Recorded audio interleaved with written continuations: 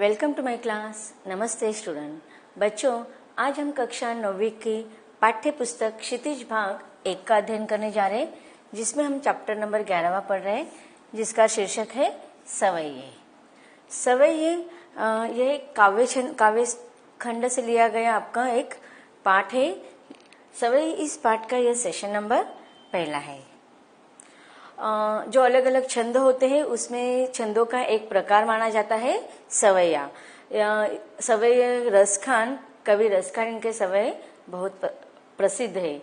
आज हम जो पाठ पढ़ने जा रहे हैं सवैया, वह कवि रसखान के द्वारा लिखे गए हैं। तो सबसे पहले हम कवि के बारे में जानकारी हासिल कर लेते हैं। कवि रसखान का जन्म सन 1528 में हुआ था, अर्थात 1548 में हुआ था। उनका मूल नाम जो है वह सैयद इब्राहिम था। वे दिल्ली के आसपास के रहने वाले थे। कृष्ण भक्ति में उन्हें ऐसा मुग्ध कर दिया कि गोस्वामी विट्ठलनाथ से दीक्षा ली। अर्थात गोस्वामी विट्ठलनाथ ये उनके गुरु थे और उन्हें शिष्य के रूप में कवि रसखान इन्होंने उनसे दीक्षा ग्रहण कर ली थी। ब्रज भूमि में जा बसे और इस प्रकार कृष्ण भक्ति में इतने वो मग्न रहते थे। कृष्ण भक्ति के प्रेम में मग्न होने के कारण वह आगे ब्रज भूमि में जाकर, जहाँ पर कृष्ण का जन्म स्थान माना जाता है, वहां पर जाकर वह बस गए। सन 1628 के लगभग उनकी मृत्यु हो गई। सुजान रसखान और प्रेम वाटिका उनकी उपलब्ध कृतियां हैं। अब देखिए, कवि रसखान के द्वारा लिखी गई कृतियों का नाम है प्रेम वाटिका और सुजान रसखान। रसखान रचनावली के नाम से उनकी रचनाओं का संग्रह भी मिलता है। रसखान रचनावली इस काव्य संग्रह के नाम से भी उनकी रचनाओं को संग्रहित किया गया है। प्रमुख कृष्ण भक्ति कवि रसखान की अनुरक्ति न केवल कृष्ण के प्रति प्रकट हुई, बल्कि कृष्ण भूमि के प्रति भी उनका अनन्य अनुराग व्यक्त हुआ है। अब देखिए, यहाँ पर कवि के बारे में जिस प्रकार से हम जानते हैं कि वह कृष्ण के अनन्य भक्त माने जाते हैं, लेकिन उन्होंने केवल कृष्ण के प्रति ही अपना प्रेम व्यक्त नहीं किया है, बल्कि कृष्ण की भूमि अर्थात अपना जो मातृभूमि मानी जाती है, उस मातृभूमि के प्रति भी उनका अत्यंत अनुराग व्यक्त उनके रचनाओं में या उनके काव्यों में हमें दिखाई देते हैं। उनके काव्य में कृष्ण की रूप माधुर्य, ब्रज महिमा, राधा कृष्ण की प्रेम लीलाओं का मनोहर वर्णन मिलता है। वे अपनी प्रेम की तन्मयता, भाव विह्वलता और आसक्ति के उल्लास के लिए जितने प्रसिद्ध है, उतनी ही अपनी भाषा की मार्मिकता, शब्द चयन तथा व्यंजक शैली के लिए भी प्रसिद्ध माने जाते हैं। उनके यहाँ ब्रज भाषा का अत्यंत सरस और मनोरम प्रयोग मिलता है, जिसमें जरा भी शब्दाडंबर नहीं है। अब देखिए, जो हम सवैये पढ़ने वाले हैं उसकी जो भाषा है, काव्य शैली जो है, वह ब्रज भाषा में लिखी गई है। इस प्रकार हमने कवि के बारे में जानकारी हासिल कर ली है। अब जो हम सवैये पढ़ने वाले हैं, आपके पाठ्य पुस्तक में रसखान जी इनके कुल मिलाकर 4 सवैये रखे गए हैं। तो उन सवैयों के बारे में संक्षिप्त जानकारी हासिल कर लेते हैं। आप यहाँ संकलित पहले और दूसरे सवैये में कृष्ण और कृष्ण भूमि के प्रति कवि का अनन्य समर्पण भाव व्यक्त हुआ है। आपके जो दोहे हैं, जो पहला और दूसरा दोहे है, उसके बारे में यहाँ पर लिखा हुआ है कि पहले और दूसरे सवैये में कृष्ण और कृष्ण भूमि के प्रति कवि का अनन्य समर्पण भाव व्यक्त हुआ है। अब देखिए, यह आपको यहाँ इन बातों की तरफ क्यों ध्यान देना है, क्योंकि जब हम काव्यांश को पढ़ते हैं तो काव्यांश में जो पहला काव्यांश, दूसरा काव्यांश जो भी होते हैं, उनका हमें विशेषता लिखने के लिए आता है। कभी कभी संदर्भ सहित स्पष्टीकरण भी लिखना होता है। तो ऐसे समय हम उसकी विशेषता क्या है, तो इसमें पहले काव्यांश में क्या विशेषता दी गई है, दूसरे सवैया में क्या विशेषता दी है, इसके लिए यह बहुत महत्वपूर्ण बातें हैं जो आप आपके प्रश्न के उत्तर में लिख सकते हैं। इसके पहले सेशन में भी जब हम बहुत सारे काव्य की रचना पढ़ रहे थे तो उसमें हमने देखा था कि पहले पद में कवि क्या कहना चाहते हैं, दूसरे पद में क्या कहना चाहते हैं। तो ये सारी बातें हमें इसलिए पढ़ना चाहिए या याद रखना चाहिए क्योंकि जब हम प्रश्न के उत्तर लिखते हैं तो संक्षिप्त में कवि के द्वारा बताया गया भाव हम उसमें देख सकते हैं। तो यहाँ पर भी देखो पहले और दूसरे जो सवैया है उनका भाव क्या है कि कृष्ण और कृष्ण के भूमि जो है मातृभूमि उसके प्रति कवि की समर्पण की भावना हमें दिखाई देती है। तीसरे छंद में कृष्ण के रूप सौंदर्य के प्रति गोपियों की उस मुग्धता का चित्रण है जिसमें वे स्वयं कृष्ण का रूप धारण कर लेना चाहती है। तो देखो आप तीसरा छंद जब हम पढ़ेंगे तो उसका भाव या उसकी विशेषता क्या होगी इसका वर्णन यहाँ पर लिखा हुआ है। फिर चौथे छंद में कृष्ण की मुरली की धुन और उनकी मुस्कान के अचूक प्रभाव तथा गोपियों की विवेशता का वर्णन कवि ने इन छंदों में किया हुआ है। तो इस प्रकार जो 4 सवैया या 4 छंद आपके काव्यांश में रखा गया है पाठ्यपुस्तक में उसका संक्षिप्त जानकारी हमने हासिल कर ली। अब पहले सवैया को हम विस्तार से पढ़ते हैं।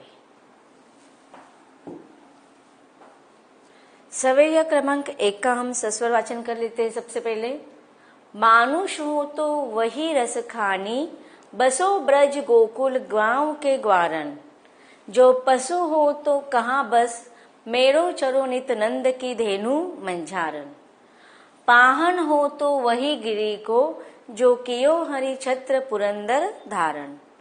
जो खग हो तो बसेरो करो, मिली कालिंदी कुल कदम की डारण। अब देखो हम इस सवैया को विस्तार से पढ़ते। इसके पहले कक्षा में भी आपने शायद ये सवैया पढ़ा होगा। सवैया एक छंद का प्रकार है। अब इस सवैया के माध्यम से कवि रसखान हमें कृष्ण के प्रति उनकी अनन्य भक्ति दिखाई देती है।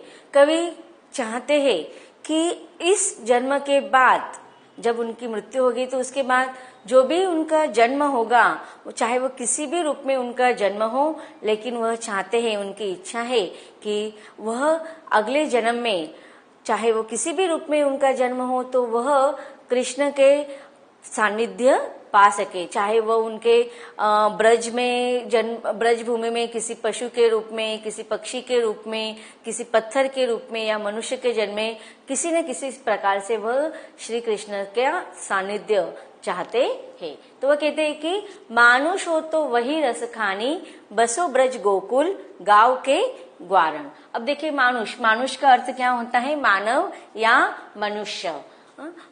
मनुष्य हो तो वही रस खानी बसो, तो वहीं पर बसो बसना रहना। ब्रज का अर्थ क्या है, जहां पर श्री कृष्ण का जन्म हुआ था। ब्रज गोकुल गांव के ग्वारन।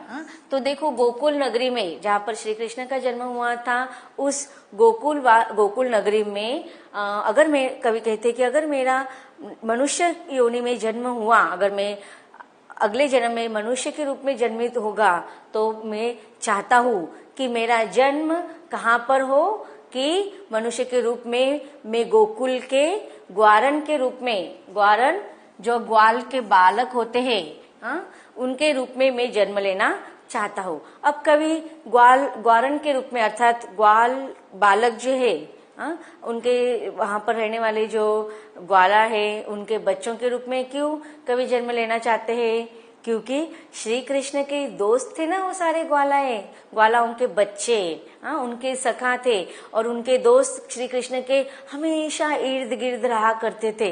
तो वो बच्चों को कवि कहते कि वह बहुत ही भाग्यशाली है क्योंकि उन्हें हमेशा श्री कृष्ण का समीपता, उनकी सानिध्य मिलता है। और इसीलिए कवि रसखान क्या चाहते हैं कि अगले जन्म में अगर मैं मनुष्य का रूप लेता हूँ तो मैं उन ग्वाल बालक के रूप में जन्म लेना चाहता हूँ जिससे मैं हमेशा श्री कृष्ण के इर्द गिर्द में रहूंगा। आगे वे कहते कि जो पशु हो तो कहाँ बस, मेरो चरो चित नंद की धेनु मंझारण। अब कवि कहते हैं कि चलो मनुष्य रूप में मैंने जन्म नहीं लिया, अगर मैं पशु के रूप में, पशु अर्थात पशु किसी जानवर के रूप में अगर मेरा जन्म होता है, जो पशु हो तो कहाँ बस मेरो चरो नीत।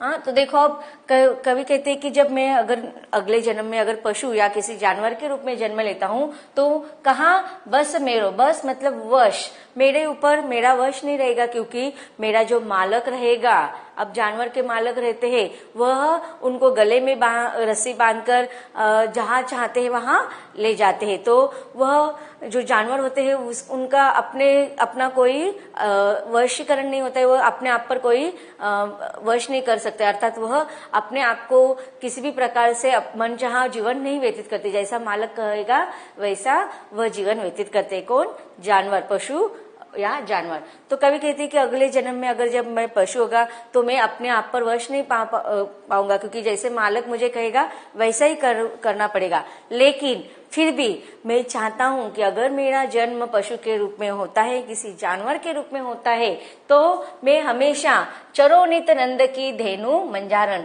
कि नंद बाबा के धेनु अर्थात गाय, मंझारण उनके बीच में, उनके साथ में, नित हमेशा, चरो चरना, कि देखो अब जो नंद बाबा के जो गाय है धेनु, वह कैसे अब श्री कृष्ण उनको लेकर जाते थे ना, जंगल में वन में जाते थे उन गायों को लेकर, तो किसी न किसी प्रकार से वह गायों का भी सानिध्य श्री कृष्ण को मिलता था। इसलिए कवि कहते हैं कि अगर अगले जन्म में मैं पशु या जानवर के रूप में जन्म लेता हूं तो मैं चाहता हूं कि मैं नंद बाबा के गाय के रूप में जन्म लूं, जिससे क्या हो जाएगा, मैं उन गायों के बीच में चरने के लिए जाऊंगा और उससे क्या हो जाएगा, किसी न किसी रूप से उस ब्रज से, उस गांव से, उस श्री कृष्ण के सारे यादों से मेरी निकटता, मेरी समीपता हो जाएगी। आगे कहते कि पाहन हो तो वही गिरी को जो कियो हरिछत्र पुरंदर धारण। अब पाहन का अर्थ क्या होता है? पत्थर हो तो वही गिरी का अर्थ क्या होता है? पर्वत, को जो कियो हरिछत्र पुरंदर धारण। पुरंदर का अर्थ क्या होता है? इंद्र, ईश्वर भगवान इंद्र। कियो हरिछत्र अर्थात श्री कृष्ण ने देखो हम सबको पता है कि जो पर्वत था उन्होंने संकट के समय उन ब्रजवासियों की सुरक्षा के लिए उन्होंने अपने उंगली पर उठाया था और छत्र के रूप में, अम्ब्रेला के रूप में सारे बरसात से संरक्षण किया था। किसका? उन ब्रजवासियों का। इस पंक्ति के बारे में जो कहानी है उसको हम अगले समय में उसकी जानकारी थोड़ी हासिल कर लेंगे। तो देखो कवि कहना चाहते हैं कि जो इंद्र ने जो बरसात के रूप में संकट भेजा हुआ था उस ब्रजवासियों पर, तो उन संकट से बचाने के लिए श्री कृष्ण ने क्या किया था? उस पर्वत को अर्थात गोवर्धन पर्वत को अपने उंगली पर उठाकर उन ब्रजवासियों की रक्षा की थी। तो कवि रसखान जी चाहते हैं कि उस पर्वत का मैं पत्थर बनना चाहता हूँ, जिससे श्री कृष्ण का मुझे सामीप्यता या सानिध्य मिल सकेगा। आगे भी कहते कि जो खग हो तो बसेरा, करो मिली कालिंदी कुल कदम की डारण। वो कहते अगर मनुष्य के जन्म में मेरा जन्म नहीं हुआ, जानवर के रूप में नहीं हुआ, किसी पत्थर के रूप में नहीं हुआ, अगर किसी खग का अर्थ क्या होता है? पक्षी। अगर मेरा जन्म अगले जन्म में पक्षी के रूप में होता है तो मैं क्या चाहता हूँ कि बसेरो करो मिली कालिंदी कुल कदम की डार। कालिंदी यमुना नदी का दूसरा नाम है कालिंदी, कुल किनारा, कदम वृक्ष का नाम है। तो देखो उस यमुना नदी के किनारे पर जो वृक्ष है, उन वृक्ष पर क्या होते हैं? बहुत सारी पक्षियां बैठते हैं। तो कवि चाहते हैं कि उस में भी अगर कभी अगले जन्म में पक्षी का रूप लेकर जन्म लेता हूं तो मैं चाहता हूं कि मेरा बसेरा कहाँ पर हो? उस कालिंदी नदी के किनारे जो कदम्ब नाम के वृक्ष है उन वृक्ष की डालियों पर। डारण का अर्थ होता है डालियों पर। तो देखो यहाँ पर करो मिली कालिंदी कुल कदम में क की पुनरावृत्ति हुई है, इसलिए यहाँ पर अनुप्रास अलंकार का प्रयोग किया गया है। अब देखते हैं कुछ कठिन शब्दों का अर्थ। मानुष मनुष्य, बसो बसु रहना, ग्वारन ग्वाल बाल, कहाँ बस वश में नहीं होना, चरो चरु, धेनु गाय, मंझारन बीच में, पाहन पत्थर, गिरी पर्वत, छत्र छाता, पुरंदर इंद्र, खग पक्षी, बसेरा निवास करू, कालिंदी यमुना, कुल किनारा, कदम्ब एक वृक्ष, डारण शाखाएं या डाले। अब देखते हैं भावार्थ। कृष्ण की लीला भूमि ब्रज के प्रति अपना लगाव प्रकट करते हुए कवि कहते हैं कि अगले जन्म में यदि मैं मनुष्य बनूं तो गोकुल गांव के ग्वाल बालाओं के बीच में ही निवास करूं। यदि मैं पशु बनूं जिसमें मेरा कोई जोर या वश नहीं है, फिर भी मैं नंद की बाबा की गायों के बीच में ही चरूं या चरना चाहता हूं। यदि मैं पत्थर बनूं तो उसी गोवर्धन पर्वत का पत्थर बनूं जिसे कृष्ण ने अपनी उंगली पर उठाकर लोगों को इंद्र के प्रकोप से बचाया था। यदि मैं पक्षी बनूं तो उसी कदम के पेड़ पर बसेरा बनाऊं जो यमुना के किनारे है तथा जिसके नीचे श्री कृष्ण रास रचाया करते थे। तो बच्चों, इस प्रकार हमने रसखान के द्वारा लिखा गया सवैया क्रमांक 1 को विस्तार से पढ़ लिया है। इसके आगे भी हम अगले समयों को पढ़ेंगे विस्तार के साथ, लेकिन इसके अगले भाग में।